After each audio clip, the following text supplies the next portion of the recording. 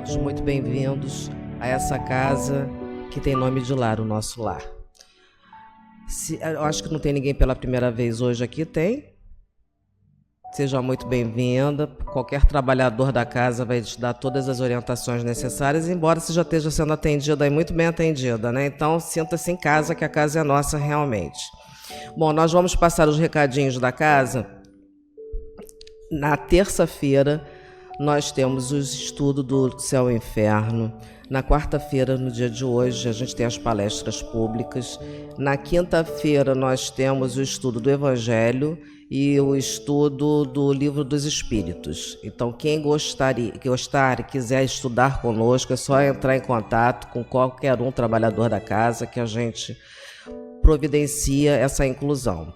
Nós temos aos sábados a evangelização infantil, que começa às 8 horas e termina às 10h30. Precisamos muito de trabalhadores que estejam aqui conosco para ajudar as nossas evangelizadoras. Pode ser para fazer qualquer coisa, gente. Então, lavar um copinho, levar uma criança ao toalete, enfim. Toda a mão de obra é muito bem-vinda e o trabalho é do Cristo da mesma forma. Então, se souber de alguém que queira participar, pode indicar. E às quartas-feiras, não está tendo hoje, mas à noite a gente tem a mocidade. A evangelização precisa também de alguns itens que o Léo vai colocar depois para a gente aí de consumo para as crianças, tá? Nós voltamos dia 2, Rogério, é isso? Que dia que volta a evangelização infantil? 7.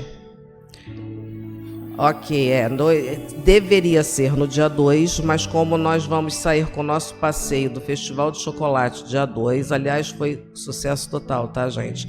Para casa, né, que eu falo, porque na realidade essa excursão a gente faz em prol do benefício da casa, e a gente vai sair com 2 ônibus. Começamos com um micro, passamos para um ônibus e um micro, e agora são 2 ônibus. Então, assim, não é uma coisa que a gente faz num preço bem baratinho, mas que para nossa casa é de ajuda fundamental. Então, no dia 2 seria o retorno, né, da evangelização, mas como nós vamos levar os evangelizandos da mocidade junto com uma evangelizadora, então vai ser 2 com 7 e 9, né? Dia 9, então, retorna oficialmente a evangelização da nossa casa. E hoje nós vamos ter aqui a nossa companheira Luciana, do René Peça, lá de Cabo Frio, nossa casa irmã. Não é Fernanda, desculpa, Fernanda, é que eu com o nome não dou muito certo, mas não liga não, que não é pessoal, tá? Com certeza. E a gente vai chamar aqui para fazer o livro, a página, a Rogéria, e a prece, o Hercílio, por gentileza.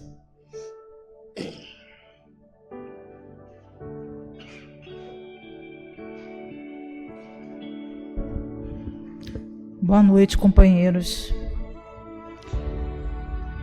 Do livro Fonte Viva, pelo Espírito de Emmanuel.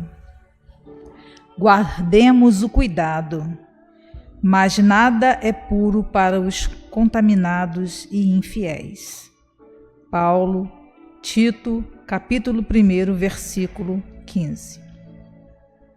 O homem enxerga sempre através da visão interior. Com as cores que usa por dentro, julga os aspectos de fora. Pelo que sente, examina os sentimentos alheios. Na conduta dos outros, supõe encontrar os meios e fins das ações que lhes são peculiares. Daí, o imperativo de grande vigilância para que a nossa consciência não se contamine pelo mal. Quando a sombra vagueia em nossa mente, não vislumbramos senão sombras em toda parte. Junto das manifestações do amor mais puro, imaginamos alucinações carnais. Se encontramos um companheiro trajado com louvável apuro, pensamos em vaidade. Ante o amigo chamado à carreira pública, mentalizamos a tirania política. Se o vizinho sabe economizar com perfeito aproveitamento da oportunidade, fixamo-lo com desconfiança e costumamos tecer longas reflexões em torno de apropriações indébitas. Quando ouvimos um amigo na defesa justa, usando a energia que lhe compete, relegamo-lo de imediato à categoria dos intratáveis. Quando a treva se estende na intimidade de nossa vida, deploráveis alterações nos atingem os pensamentos. Virtudes nessas circunstâncias jamais são vistas.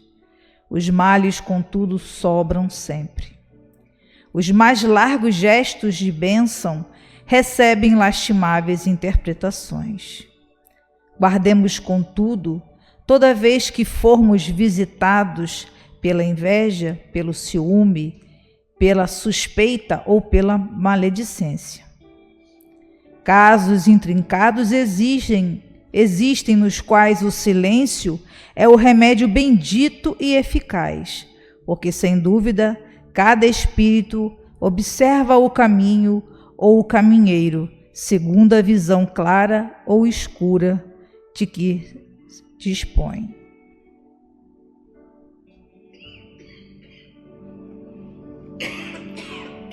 Boa noite, irmãos e irmãs.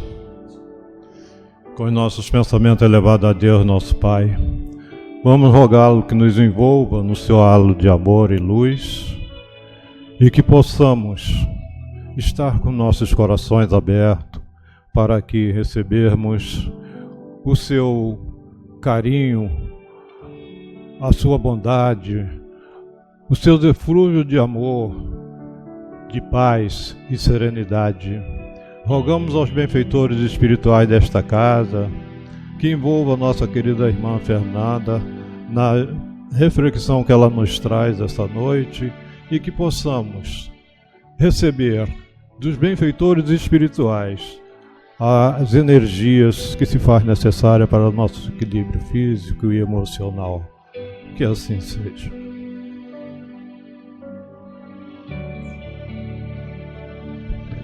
Bom, então nós vamos passar a palavra agora para nossa irmã Fernanda, viu? Agora foi 10% certinho, viu? Não erramos, pode vir. Fique à vontade.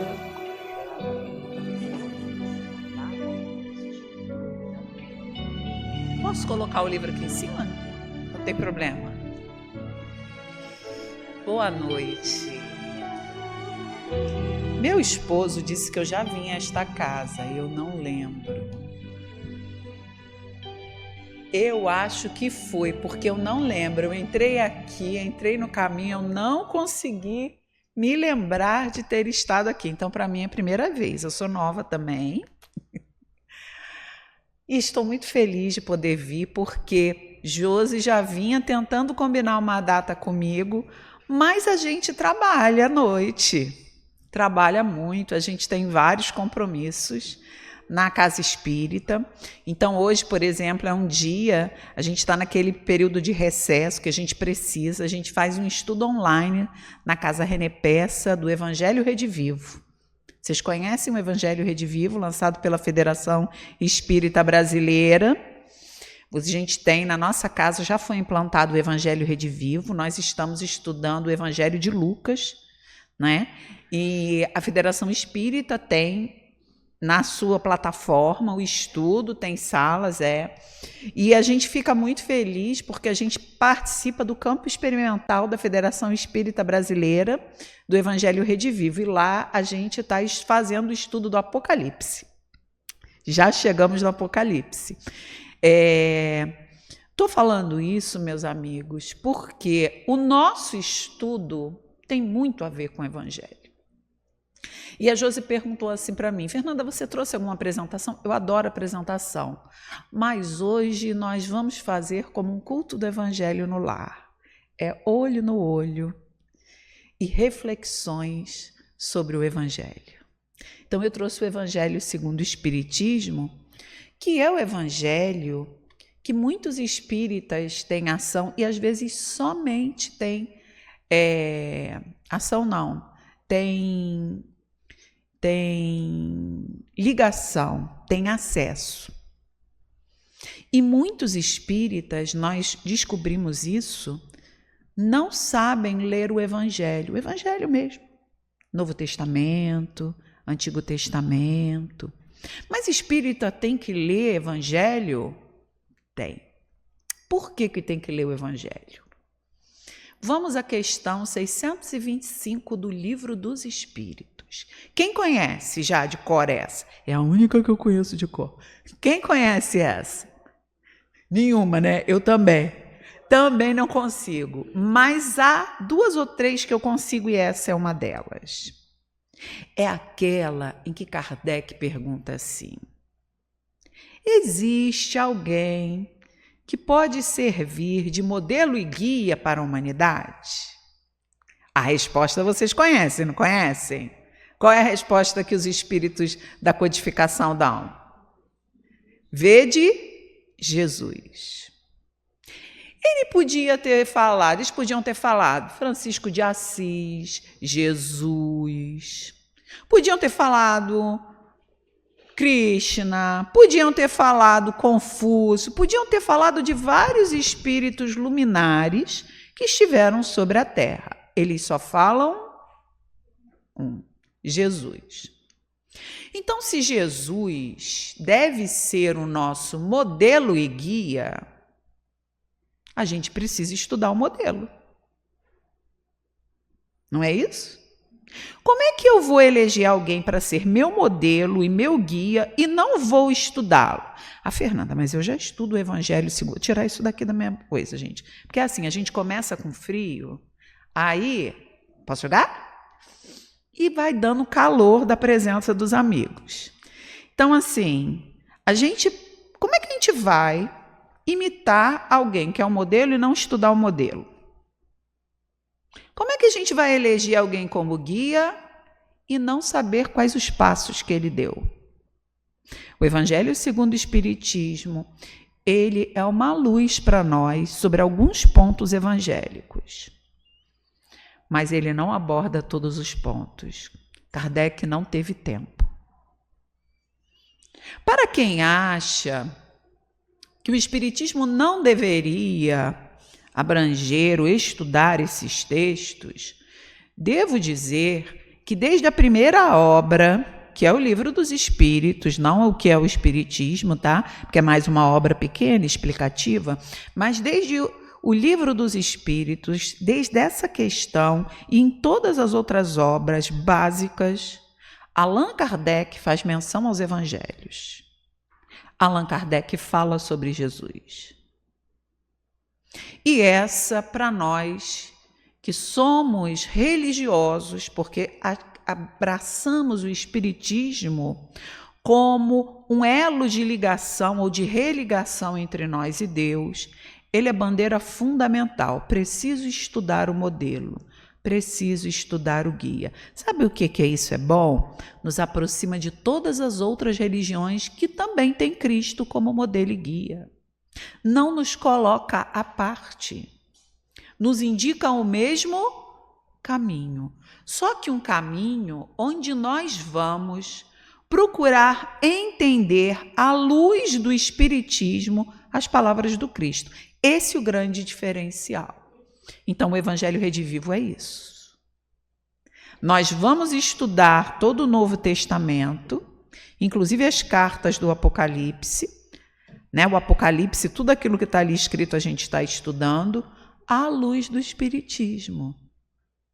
Não à luz do temor, não à luz do medo, não à luz de uma profecia determinista, mas à luz de uma advertência. Vocês sabem o que quer dizer Apocalipse? Revelação. Apocalipse é revelação.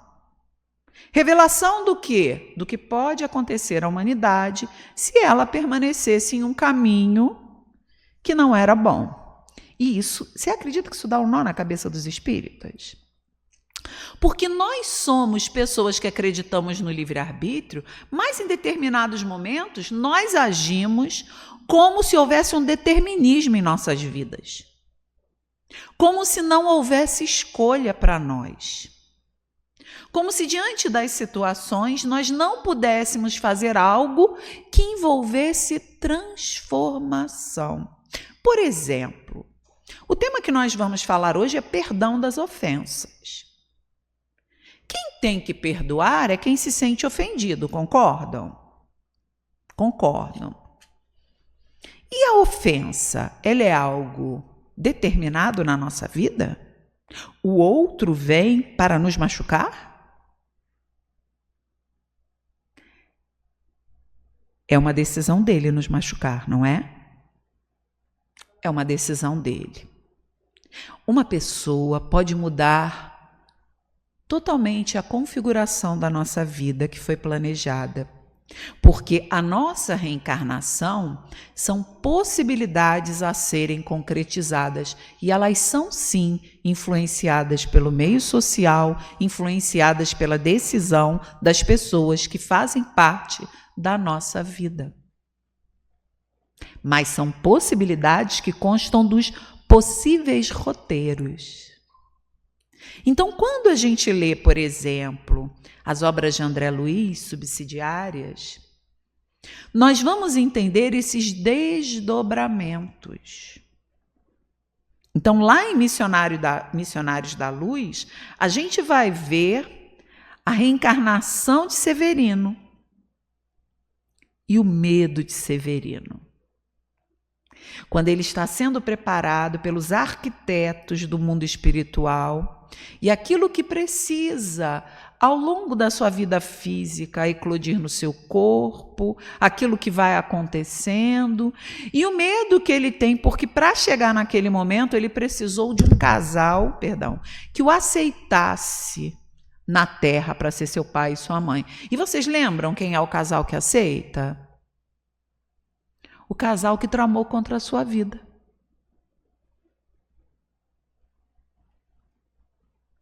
O casal, ou melhor, o casal em que ele, junto com ela, que seria sua mãe, tramou contra a vida do que seria o pai. Então, qual era o medo dele? Sentir tudo aquilo de novo. Sentir o mesmo ódio pelo pai. E o pai, que foi exatamente um tempinho antes, quase na hora de ter todo aquele processo de reencarnação dele, de ligação dele com a sua mãe, não perdoá-lo, recebê-lo ainda com raiva. O pai perdoa ele uma semana antes. Perdoa aquele espírito, porque toda vez que ele se aproximava daquele que seria seu pai, despertava no pai a sensação de horror. Tinha pesadelos horríveis de que um homem se aproximava e aquele homem, ele sabia que queria fazer mal nele. Quando a gente ouve esses relatos dentro da casa espírita, a gente imediatamente faz o quê? Vou botar seu nome na reunião mediúnica, vamos orar por esse espírito que está te assediando. E olha, o espírito vinha pedir perdão. A gente não sabe nada, né? A gente não pode, por isso que a gente não pode dar fórmulas prontas, às vezes, para aquilo que momentaneamente nós estamos verificando, seja no sonho, seja na vida física. Sabe aquele momento que você encontra com uma pessoa e você fala assim, meu santo não bateu com o dele? Não tem nada a ver com o santo, nada a ver com o espírito protetor. Não tem nada a ver com Deus, tem a ver com que aquele ser desperta em você do ontem ou do hoje. Pode ser que seja uma pessoa com uma vibração ruim. O que você faz com esse sentimento? É aí que o estudo do Evangelho, do Espiritismo, te liberta. Porque ele vai dizer assim, não interessa o que ele te traz, o que a vibração dele te envolve, interessa o que você faz com isso. Você imediatamente classifica essa pessoa como ruim ou você, com seu conhecimento espírita, classifica como um irmão que você ainda não aprendeu a amar. Ou como um irmão que você precisa fazer o esforço em busca desse amor que ainda não tem. Pode aplicar isso a qualquer situação na sua vida. Vizinhos, familiares, colegas de trabalho. Nós temos vários irmãos onde está sendo oportunizado a nós um reencontro. E nesse reencontro, eu preciso aprender a amar esse irmão que eu ainda não aprendi. Ou que eu aprendi, mas a primeira contrariedade, a primeira mostra que aquele espírito não tem o mesmo comprometimento, eu já não quero ter também. E eu abandono essa oportunidade. E olha, gente, que momentinho gostoso do planeta Terra, né? Transição. O que está acontecendo na transição? Precisamos estudar mais. Achei lindo esse negócio da excursão de chocolate. Próxima vez que tiver isso, me chama, gente. Me chama que eu vou. Eu e meu esposo vamos adorar. Por quê? Que trabalho legal isso. Esses momentos de convivência fraterna, eles têm que ir além da casa espírita. A família espírita precisa se suportar, criar vínculos maiores, mesmo que envolvam outras pessoas também.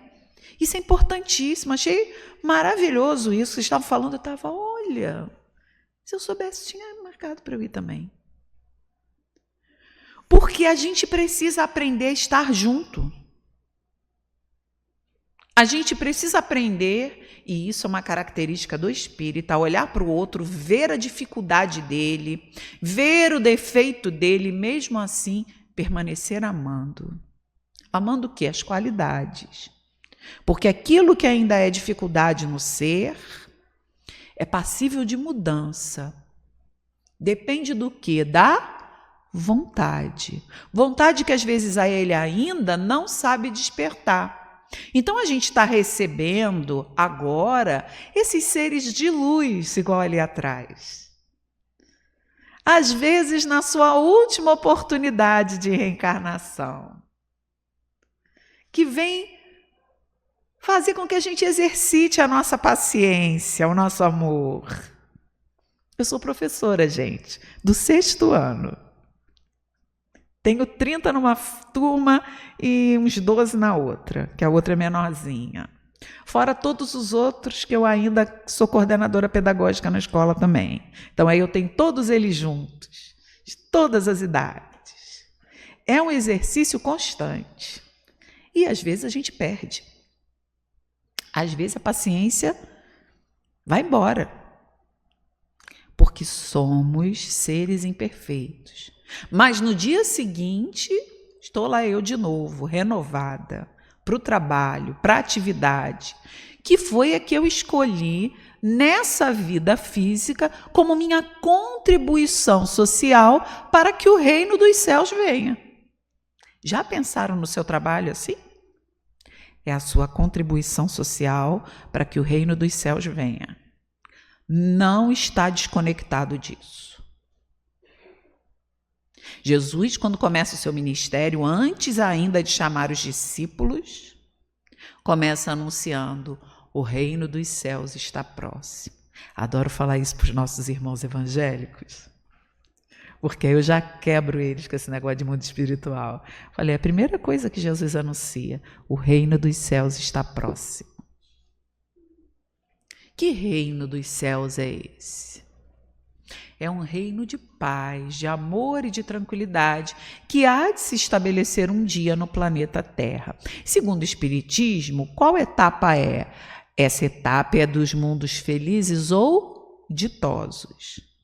Falta quanto para o planeta Terra? A gente está saindo do de provas e expiação e entrando no de regeneração. Depois é o de felizes e ditosos. Primeiro a gente vai ter que regenerar, se curar. Ainda tem coisas aí, para a gente poder trabalhar na gente. Mas o mundo de regeneração já é muito melhor. Por quê?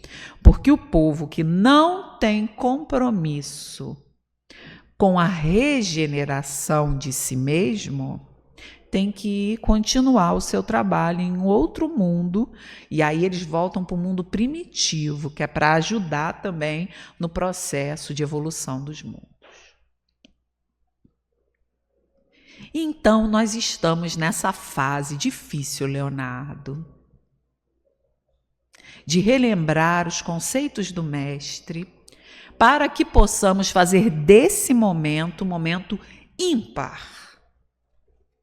E cabe a missão dos espíritas levar isso através das suas atitudes.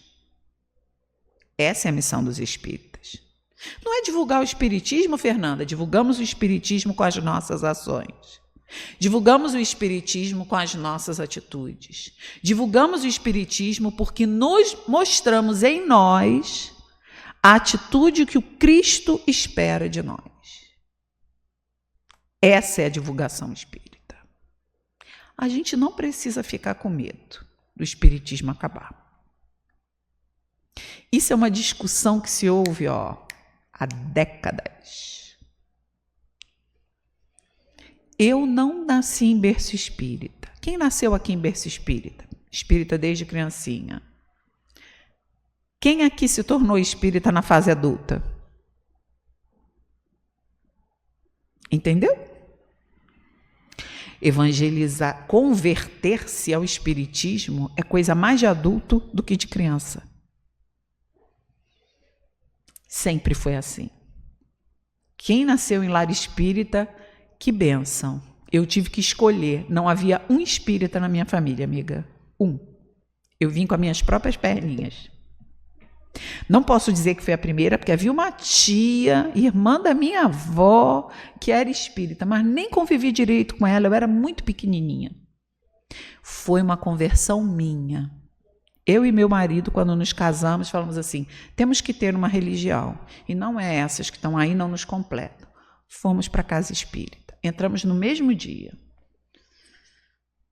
No mesmo momento, porque nós achávamos que toda família tinha que abraçar uma religião, tinha que ser conduzida. Era uma intenção nossa.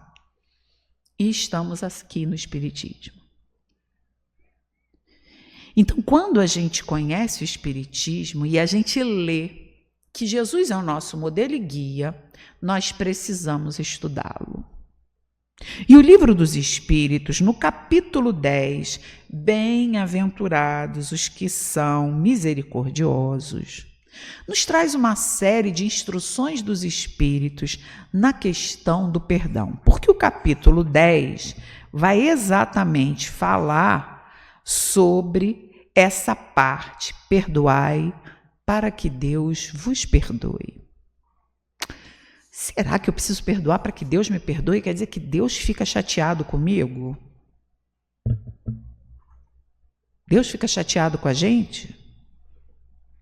Ai, que bom essas cabecinhas fazendo assim. Deus não se ofende com a gente. Todos nós já sabemos isso. Porque Deus espera que nós erremos. Assim como a professora na escola, eu sou de matemática, espera que o seu aluno erre para aprender. Faz parte do processo de aprendizado. Como é que é a evolução? Erro e acerto, erro e acerto, erro e acerto.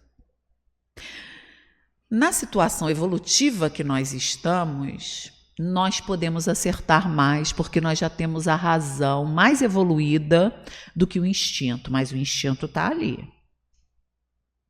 Ele ainda é presente. Nós estamos educando o instinto que ainda existe em nós. Ele está mais evoluído. A razão está mais presente. Então eu vou conseguindo analisar os fatos com mais calma. Mas vocês sabem que muita gente ainda é liderado pela emoção. Seja ela qual for. E é aí que se desvia do caminho. Do caminho da evolução do erro e acerto. Vai só errando, errando, errando, porque vai escolhendo o instinto ao invés da reflexão. Porque sentir é algo sublime, é da plenitude do espírito. Sentir o que é certo. Quando a gente vai falar em perdão das ofensas, Jesus vai trazer uma frase para nós que às vezes é impossível da gente praticar no nosso conceito. Amar o nosso inimigo. Quem é que ama o inimigo? O ser que atingiu a plenitude. Que olha para aquele outro irmão e diz, nossa, ele errou comigo, porque ele ainda não conhece o que é o amor de verdade. Porque ele está escolhendo, por um ato de egoísmo, essa vertente. Esse é o ser pleno. Nós não somos plenos ainda. Somos imperfeitos. Então a gente reage. Nossa, como fulano pode ter feito isso comigo? Como fulano pode ter falado isso de mim? Pô, fulano dentro da casa espírita vai falar isso lá fora. Não é assim que a gente reage. Por conta da nossa imperfeição. Aí os bons espíritos vêm e nos sustentam. Como é que eles nos sustentam? Eles nos sustentam através do estudo. Quem é o que veio pela primeira vez aqui? Quem é a pessoa que está vindo pela primeira vez? Quando a gente espírita fala do estudo, né? Parece que é uma coisa que você vai ter que decorar e fazer prova. Não, não é. O estudo é isso. Quando a gente vai pegar um texto espírita, uma obra espírita, e vai ler e entender como aquilo se aplica na nossa vida. Inclusive o Evangelho. Então, quando os irmãos falarem sobre o estudo, é isso. A gente se reúne em grupo, porque quando 2 ou mais estiverem reunidos em meu nome, ali eu estarei entre eles. Então, quando 2 ou mais se reúnem para estudar, os bons espíritos vêm, em nome do Cristo, auxiliar a nossa compreensão. Auxiliar para que a gente entenda aquele processo na nossa vida. Por exemplo, o perdão das ofensas é algo difícil da gente fazer. Vai falar em perdão das ofensas para alguém que teve o seu filho comprometido em alguma área. Algum adulto machucou seu filho de alguma forma. A gente às vezes até admite para nós, mas com uma criança fica difícil, não fica? Os espíritos vêm nos sustentar nesse momento, para que a gente não faça de pior. Para que a gente não faça coisas ruins contra o outro. Para que a gente não piore a situação. Porque não estava escrito que ninguém precisava fazer mal a uma criança. Aquilo foi escolha. Ah, Fernanda, mas a gente sabe que se a pessoa passou é porque Deus permitiu. Deus permite o reencontro das pessoas para que elas consigam, através da convivência, superar as suas más inclinações. Mas tem gente que não consegue. E aí, o que cabe? Cabe a nós fazer o dever que nos conclama Jesus, perdoar o inimigo. E aí o amar o inimigo vai ser não revidar o mal. Se a gente ainda não conhece amar, porque não somos espíritos plenos, de sabedoria, de amor, cabe a nós não revidar. É forte, né? Porque se você olha o caso isolado, é fácil você até ditar regras. Difícil é se acontece dentro da sua casa. Difícil é se você é a pessoa envolvida.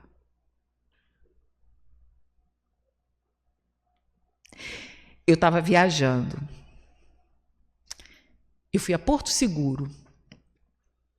E o último passeio que eu fiz ontem foi conhecer uma aldeia Pataxó, de indígenas. Porque eu tenho essa impressão que a gente não conhece. A gente leu, soube sobre eles, mas não conhece os indígenas do nosso país, os povos originários do nosso país. E eu quis conhecer. E eu e meu esposo fomos e tivemos uma experiência extraordinária. Eles têm todo o comportamento de espíritos evoluídos. Qual foi a primeira coisa que minha mãe falou hoje quando eu estava conversando com ela numa ligação? Você não ficou com medo não, filha? Porque foi isso que plantaram na nossa cabeça. E não foi isso que eu vi. Como é o comportamento que a gente entende de pessoas evoluídas? pessoas calmas, tranquilas, que não demonstram ansiedade nem agitação. Eles eram exatamente assim. Os guias que nos levavam, eu estou fazendo esse parênteses porque eu acho muito importante. Os guias que nos levavam, eles chamavam de guerreiros, né? Então, olha, o guerreiro, que a partir do momento que a gente entrava na reserva, tinha que ser guiado por eles. O guerreiro Raoni vai levar vocês. Ele ia à frente em silêncio.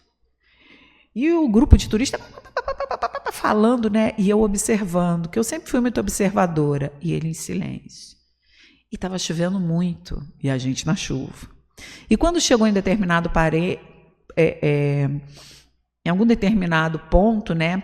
Porque a chuva estava muito, e ele viu que estava todo mundo muito incomodado, ele entrou em uma que a gente conhece como oca, mas para o Pataxó, na língua deles é quijeme. Nós entramos em um quijeme e ele ficou parado. E ele entrou e todo mundo entrou, papai, você quer tomar olhada? E ele mudo. E ele só com a sainha de indígena, de palha, né? Tem um short ali por baixo, tudo, mas sem camisa, sem nada. E ele entrou e ficou assim, olhando a gente. E todo mundo entrou. E eu, gente, esse pessoal não está percebendo que ele está mudo? Quando a guia chegou e falou assim, você parou aqui, meu irmão? Ele, sim, porque está chovendo muito, eu vi que eles estão muito molhados, tem criança, tinha bebê de colo. Aí, quando você puder, tá. Aí ele ficou. Quando todo mundo ficou calado, e era um grupo de quê, Márcio? 20 pessoas? Aí ele falou assim, vamos prosseguir, nesse tom de voz. E prosseguimos para o outro quijeme, onde teve uma palestra. E eu não vi isso só nele, eu vi em todos os indígenas dali. E eu falei, nós não conhecemos os povos do Brasil. A gente sabe lá em A Caminho da Luz que Jesus transplanta a árvore do Evangelho para cá, porque havia um povo dócil. E eu vi ontem o povo dócil, mais forte, com a cultura deles. Então nós estamos tão atribulados nos nossos problemas e nas nossas perspectivas equivocadas diante da materialidade da vida que estão nos engolindo, que não paramos para estudar o modelo. O que o modelo nos induz?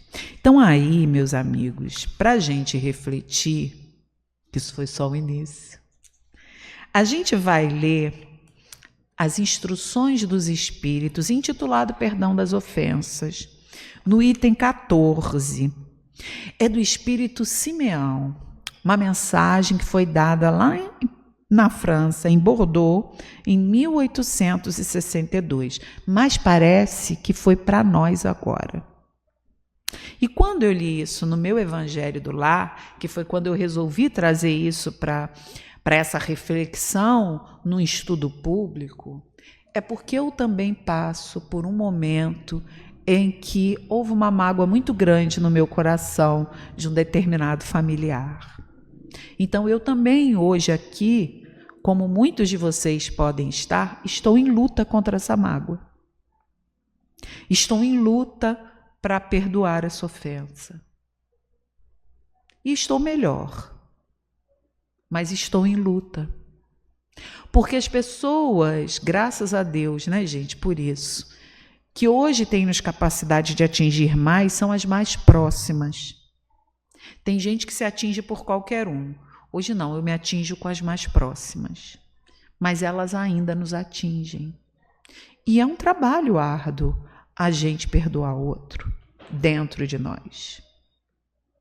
Tentar não lembrar com mágoa, tentar não lembrar com raiva, com irritação, tentar não falar dessa pessoa para outra, destacando dessa pessoa as coisas ruins que ela nos fez. Quanta coisa, né? Que a gente não pode mais, que a gente precisa combater em nós mesmos. Então eu trouxe para vocês um estudo que me afetou bastante e que tem me sustentado nessa situação que eu tenho vivido. Diz assim o Espírito Simeão: quantas vezes perdoarei a meu irmão? Vocês conhecem essa passagem de Jesus? Conhecem? Quem faz a pergunta para ele, quem é? Pedro.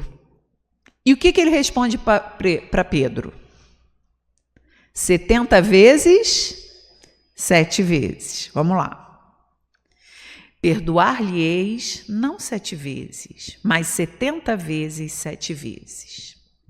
Aí tendes um dos ensinos de Jesus que mais vos devem percutir a inteligência e mais alto falar ao coração.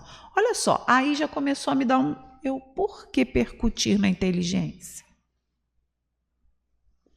Porque, olha, ele fala que é um dos ensinamentos do Cristo que tem que primeiro ter ressonância onde? Na nossa inteligência. Não é primeiro no coração, é primeiro na inteligência. Confrontar essas palavras de misericórdia com a oração tão simples, tão resumida e tão grande em suas aspirações que ensinou a seus discípulos. E o mesmo pensamento se vos deparará sempre. A oração dominical. Pai nosso, que estás nos céus, santificado seja o vosso nome, e venha a nós o vosso reino, e seja feita a vossa vontade, assim na terra como nos céus. O pão nosso de cada dia nos dai hoje, e perdoai as nossas ofensas, assim como nós perdoamos a quem nos tenha ofendido. É a isso que Simeão está se referindo. Continua Simeão. Ele, o Cristo, o justo por excelência, responde a Pedro: perdoarás, mas ilimitadamente. Perdoarás cada ofensa tantas vezes quantas ela te for feita.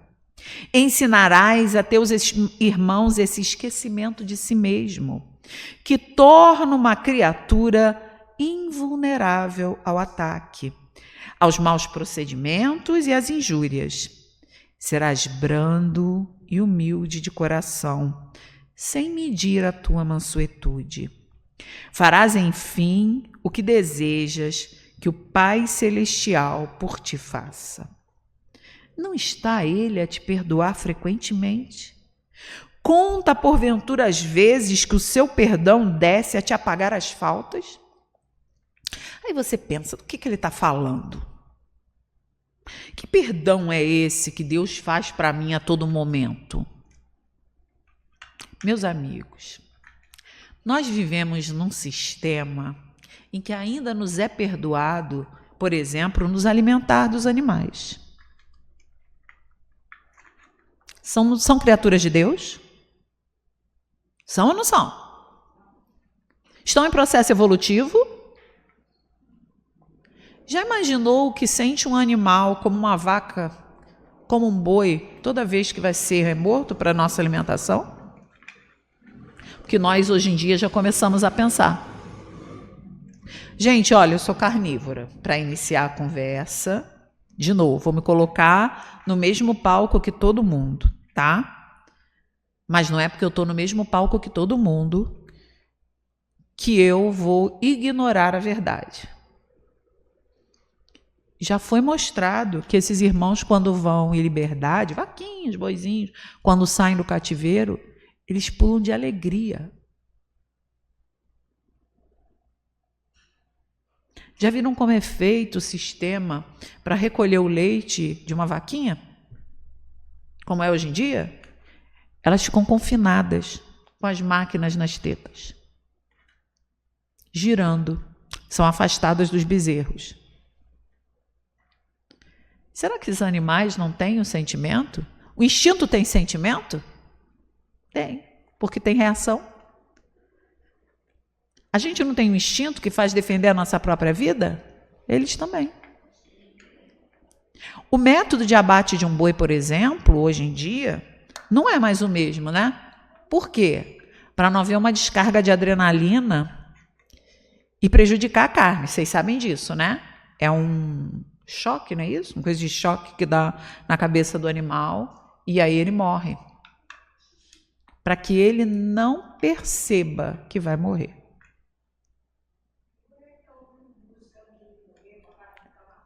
Não é? Voltemos ao espírito. Deus não nos perdoa isso todas as vezes? Que nós falamos que churrasco delicioso. A gente não está nem aí que alguém morreu para a gente se alimentar. Quando estudos dizem que nós não nascemos para ser carnívoros, nós nascemos para ser herbívoros. Nós temos, inclusive, fontes de proteína vegetal. Quê? Eu já abri. Eu dei um jeito. A gente é multitarefa, amiga. Nós somos mulher. Nós estamos falando, estamos abrindo um copinho de água. Ó. Mas muito obrigada. E aí, a gente pensa, Deus me perdoa o tempo inteiro. Até onde eu não acho que é defeito. Viram aquele filme Noé? Retrata bem isso. Tem uma parte. E aí, se Deus nos perdoa infinitamente, por que a gente não vai aprender a perdoar? Continua. Prestai, pois, ouvidos a essa resposta de Jesus, e como Pedro, aplicai-a a vós mesmos. Perdoai, usai de indulgência, sede caridosos, generosos, pródigos até do vosso amor. Pessoas indulgentes. O que é a indulgência? A Igreja Católica pegou esse termo durante um tempo, né? Você tinha que pagar pela indulgência para poder ter a remissão dos seus pecados. Mas não precisa isso. A indulgência é algo que você pode dar. A indulgência é você esquecer o erro do outro, você ser indulgente com as falhas do outro. Você me desculpe que eu fiz isso. Não tem problema. Você já está ali dando indulgência para o outro. Está livrando ela daquele sentimento de culpa que a pessoa tem. Às vezes por ter feito uma coisa simples para você.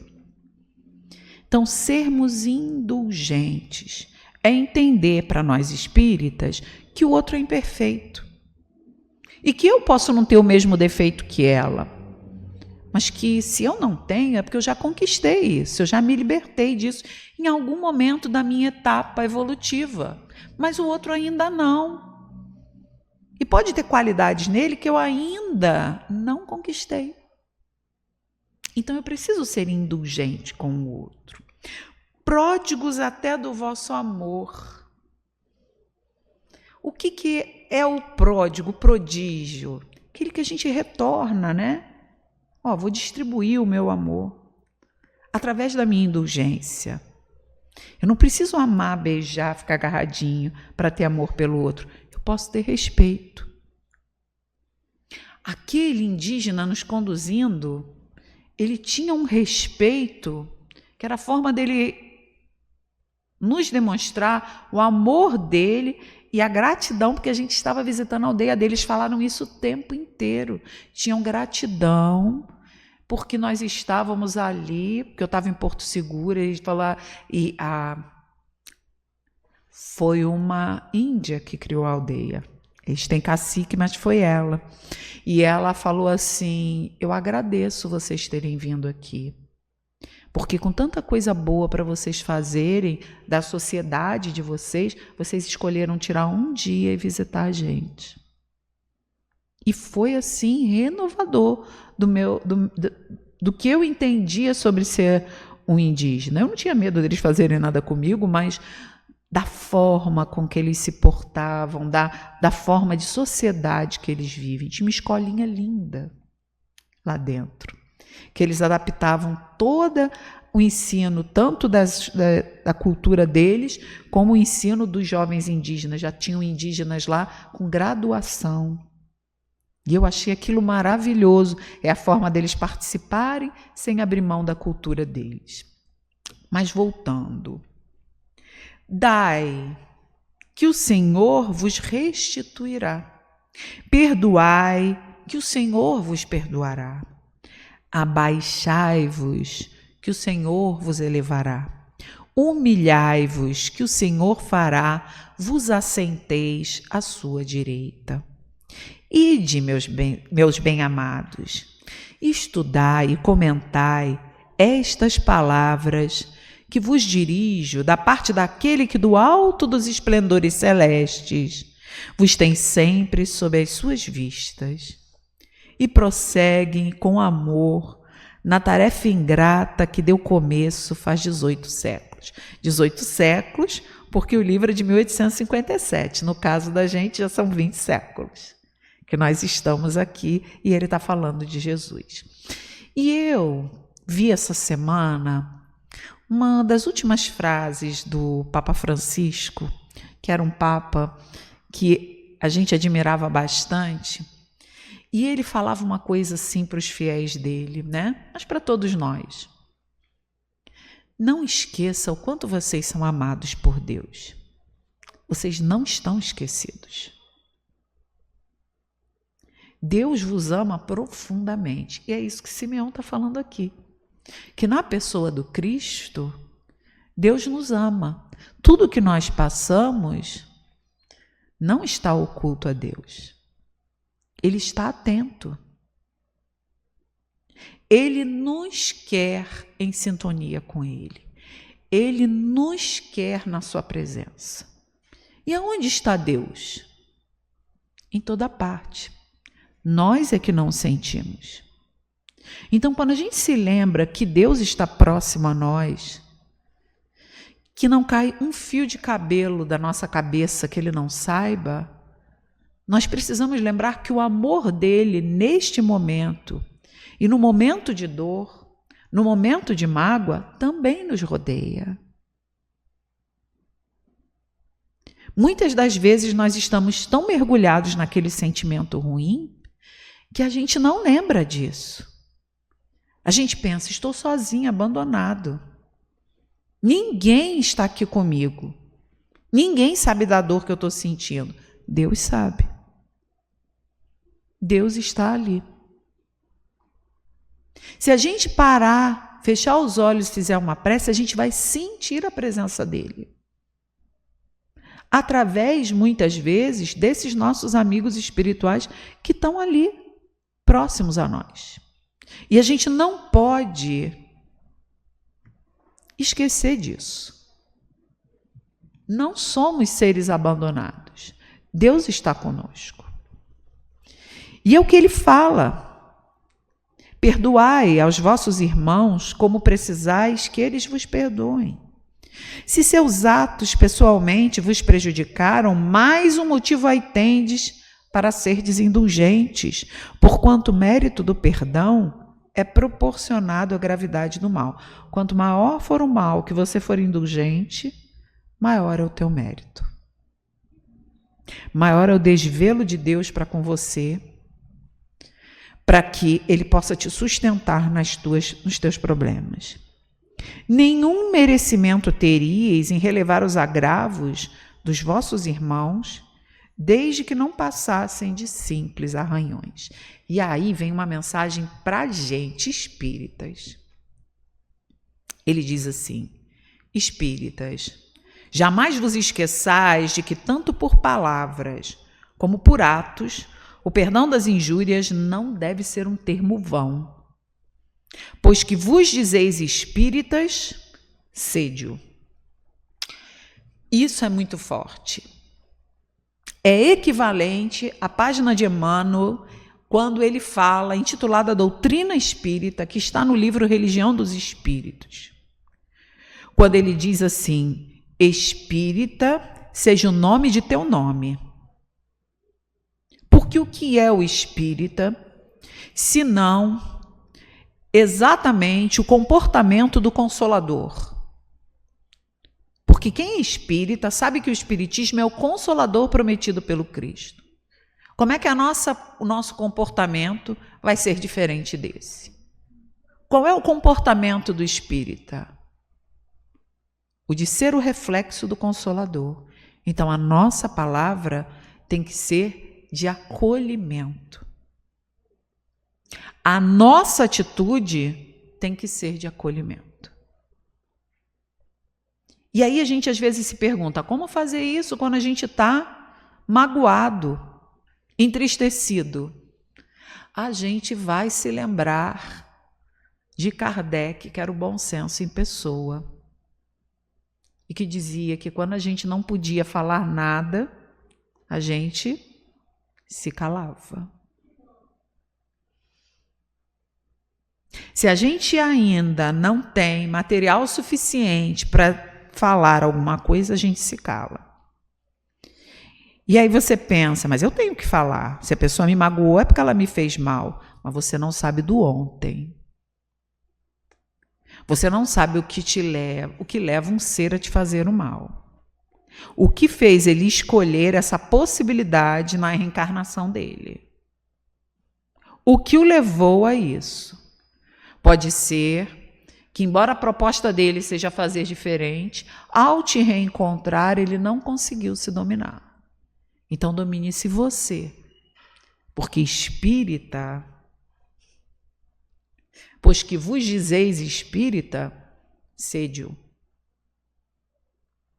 Seja o espírita que você quer ver nesses luminares que você gosta de assistir e ouvir a palestra. O papel é nosso, não é do outro. Nós temos que trazer isso para a nossa vivência, para o nosso dia a dia. É difícil? Sim. Meu amigo, minha amiga, se você não está em expiação, é porque você está em prova. Porque o mundo é de provas e expiações. Nós não estamos expiando nada. A maioria não está expiando. Expiação a gente vê claramente o que é. Então, nós estamos em prova. E a prova agora está mais puxada. Passamos todos os dias por inúmeras provas. Como é que nós estamos nos saindo? Média 5, média 6, média 7. Só Deus o sabe. E a nossa consciência. Que é Deus em nós, né? Ali, ó, nos relembrando o que é certo e o que é errado. Mas continua o Espírito. Olvidai o mal que vos hajam feito e não penseis senão numa coisa, no bem que podeis fazer. Aquele que enveredou por esse caminho não tem que se afastar daí, ainda que por pensamento, uma vez que sois responsáveis pelos vossos pensamentos, os quais todos Deus conhece. Cuidai, portanto, de os expungir de todo sentimento de rancor.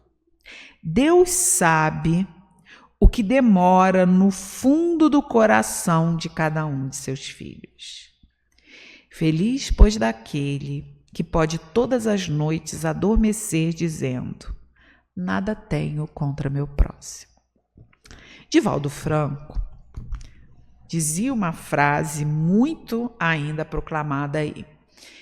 Eu posso ter muitos inimigos, mas eu não sou inimigo de ninguém.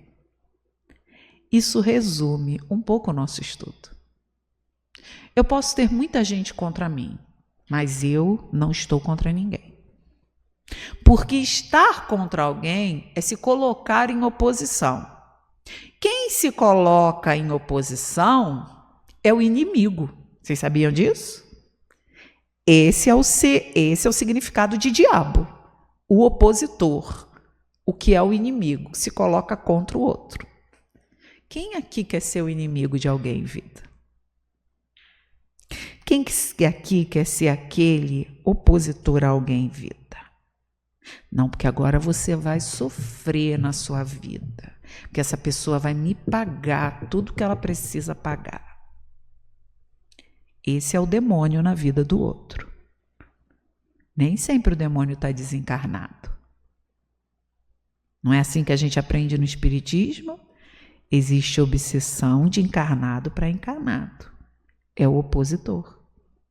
É você que vai ser essa pessoa? É isso que você quer? Então a gente precisa ser indulgente. Às vezes ainda com dor no coração, com mágoa, Porque é o que ele fala, Deus sabe o que vai no fundo da tua alma, mas conhece também o teu esforço em retirar aquilo dali. Reconhece também tudo que você faz para vencer os teus males. E esse reconhecimento é encarado por Deus como algo meritório. É diferente de alguém que não faz esforço nenhum para se melhorar. Eu tenho um parente que eu não falo há não sei quantos anos. Estamos esperando mais quantos anos para resolver isso? Reconcilia-te com teu inimigo enquanto estás no caminho, para que o juiz não te venha e não te prenda na prisão. Na interpretação espírita dessa passagem, quem é o juiz, meus irmãos? É a consciência. A consciência te prende. Vocês viram que eu estou com uma blusa bonita aqui, de propaganda? Eu tenho um canal no YouTube. Esse aqui, Projeto 100, Literatura Espírita Comentada. Desde a pandemia eu faço estudos, porque a gente percebeu que não podia ficar parado. É outra coisa que a gente contrapõe, esse medo desse povo que o espiritismo vai acabar. O espiritismo explodiu nas redes sociais, YouTube, Facebook, Instagram, a gente está lá em tudo. E aí a gente hoje diminuiu um pouco, antigamente fazia postagens diárias, hoje a gente faz o estudo das obras da série A Vida no Mundo Espiritual. Nós terminamos o livro Libertação agora em julho e vamos começar Entre a Terra e o Céu. E no livro Libertação, vai estar sendo muito bom para mim reestudar isso, porque eu tinha lido, mas eu não tinha estudado. E quando a gente estuda com atenção, a gente vai ver que é uma diferença enorme. E no livro Libertação, que a gente só pensa no personagem principal, que é Gregório, e não é, o personagem principal é Gúbio, que é o mentor, a gente vai ver uma situação muito interessante. No momento em que Gúbio está recolhendo, já lá para o final do livro, no capítulo 17, 18, ele não salva só o personagem principal. Ele vai salvando várias pessoas ao longo de uma semana, porque cada livro do André Luiz é a narrativa de uma semana no mundo espiritual de trabalho. E aí ele vai salvando, e um relato de uma dessas pessoas que salva é muito interessante. O que essa pessoa fez? Ela cometeu um homicídio contra a outra. E aí, o que aconteceu quando ela desencarnou? Isso é o relato dela. Ela descobriu que todas as pessoas que ela prejudicou, inclusive a que ela assassinou, tinham perdoado ela. Ele não encontrou essas pessoas lá atrás dele ou querendo o mal dele. Só que quando isso aconteceu, ele esperava que quando ele desencarnasse, que ele fosse ter que se reencontrar. Então, quando ele foi pedir desculpa, ela falou assim, nós já te perdoamos. Todas as pessoas já tinham perdoado ele.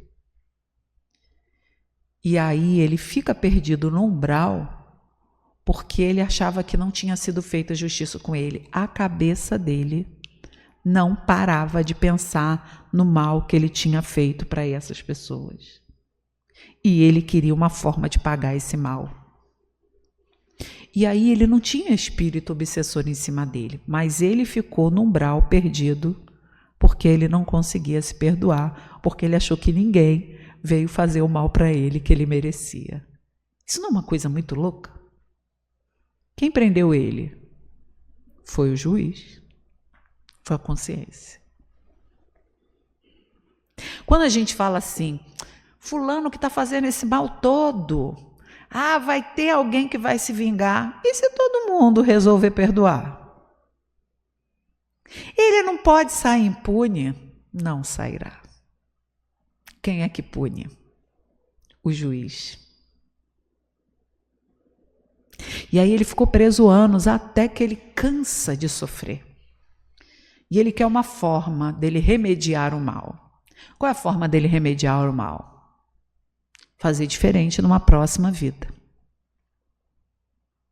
Esse relato foi um relato tão importante quando a gente fez o estudo, porque a gente falou assim, isso rompe com todo o padrão que a gente acha que existe, que as pessoas acham que existe, em qualquer religião. É o juiz que nos condena. Então a gente imagina que hoje, no ano de 2025, todas essas pessoas com inúmeros problemas de ordem mental, psicológica, internos, estão tendo ali um juiz que as condenou.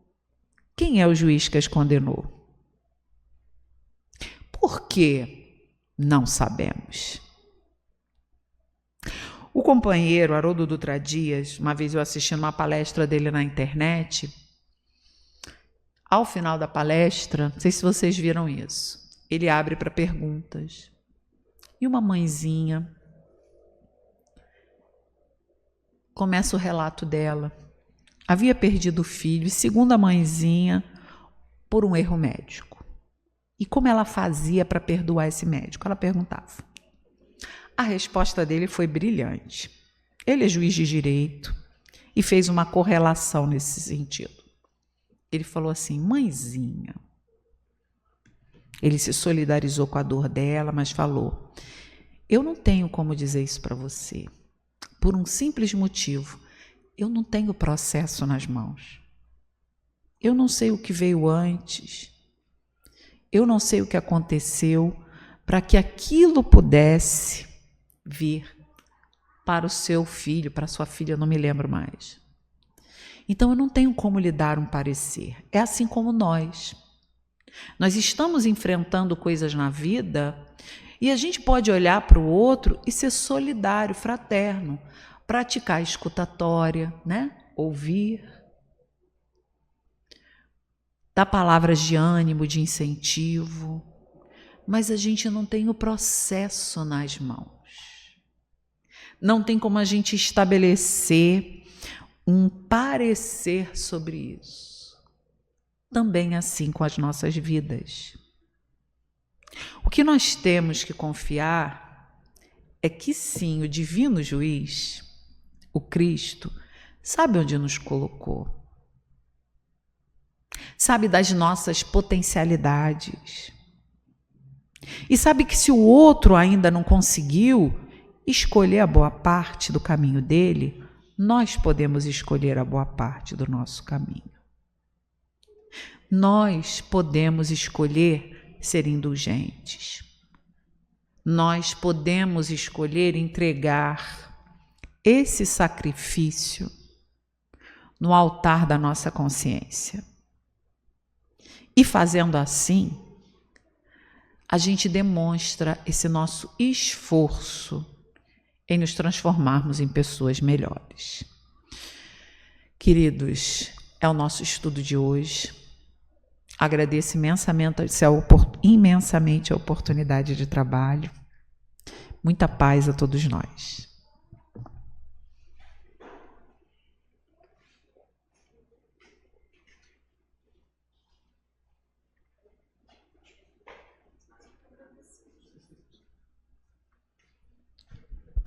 Nós vamos dar seguimento à segunda parte do trabalho, vai ser um passe coletivo. A Rogéria vai fazer o passe, Nétio na sustentação e depois você pode fazer a nossa prece de encerramento. Obrigada, gente.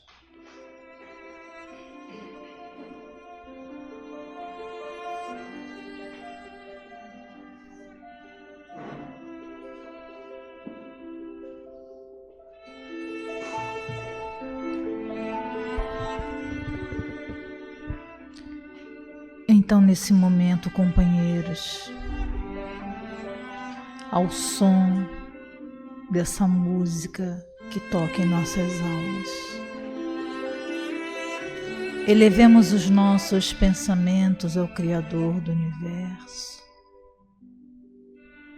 e mentalizemos sobre nós, sobre nossas cabeças, um facho de luz a se irradiar por todos os membros de nosso corpo, penetrando as fibras mais íntimas do nosso ser, energizando, fortalecendo e ao mesmo tempo eliminando todas as toxinas acumuladas durante o dia, eliminando os nossos pensamentos sombrios, os nossos sentimentos menos dignos. Permitamos que nesse momento essa luz venha vibrar dentro de nós com potencial esse tamanho que nos faz vibrar e nos sentir mais próximos do amor do Criador. Respiremos fundo, lembrando que o Mestre Jesus está de braços abertos a nos receber, a nos amparar, a nos ouvir em nossos lamentos e dificuldades, a nos intuir com o seu carinho imenso, nas melhores possibilidades para que nós possamos solucionar as nossas dificuldades. Que o olhar meigo e terno do Mestre Jesus seja o canal de entendimento para que as nossas relações humanas, familiares, profissionais, possam se estabelecer em harmonia, que nós sejamos mais capazes de perceber no outro as limitações que também são nossas, nos permitindo caminhar de mãos dadas rumo à reforma íntima tão necessária para todos nós. Que as doces vibrações de Maria nos envolvam nessa noite. Que assim seja. Graças a Deus. Senhor, ao final desse nosso estudo de hoje, queremos te agradecer, Mestre, pelas reflexões proporcionadas ao nosso entendimento. Que o teu amor, Senhor, possa percorrer ao nosso redor. E que nós, Senhor, saiamos daqui com atitudes renovadas, com intenções, Senhor, de melhoria, para que possamos plantar um futuro bem melhor para nós e para a nossa sociedade. Fica conosco, Mestre. Ampara-nos hoje, agora e sempre. Que assim seja.